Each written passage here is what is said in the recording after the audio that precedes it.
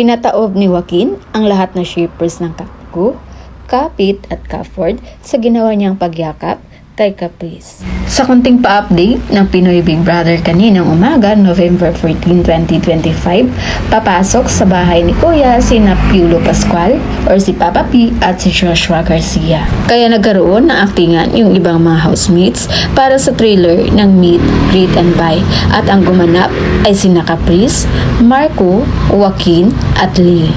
Kaya marami sa mga netizens ang napahanga sa galing at batak ni Marco sa aktingan. Pala Joshua talaga yung emosyon.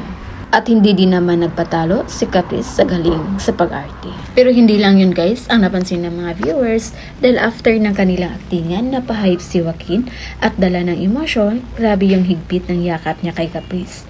May pabuhat pa yan na para bang sinagot na siya ni Caprice. Marami naman ang nakapansin na sobrang shinoy yung closeness ng dalawa. Comfortable sila sa isa't isa.